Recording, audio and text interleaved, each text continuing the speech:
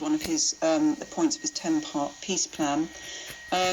Ukraine, it's impossible to overestimate the importance of Ukraine in providing food for the world.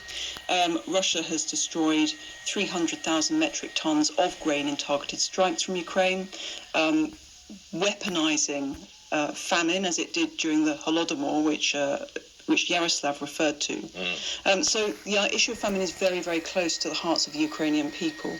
And Ukraine is receiving donor money to ensure that the grain can leave Ukraine, open up trade routes, and get grain to the populations that need it most.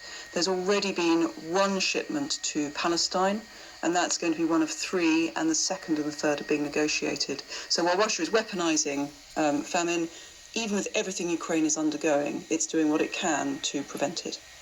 Yaroslav, at the start of the programme, you spoke about your novel, No Country for Love, which is in the process of appearing on the shelves in the coming weeks, I think I'm right in saying.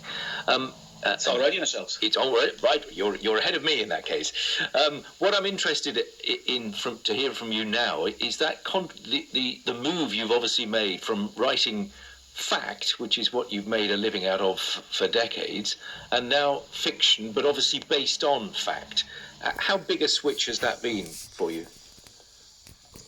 Well, I think it's very difficult, and when I first wrote the first draft of the novel, it was much closer to reality, to the real history of the family.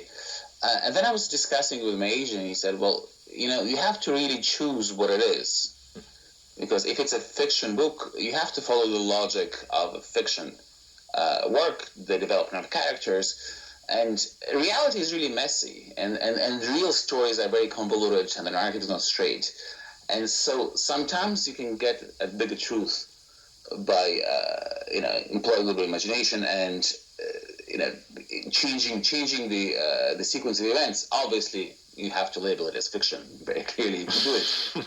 Yes. Have you enjoyed the freedom that it potentially provides you with? Yes, I have, but also there was a lot of fear. We all have imposter syndromes, and especially so when writing fiction. And so it was really tantalizing and frightening to have it read first by editors, then by reviewers, and when the first review came out, it was very positive. It was quite a feeling of surprise.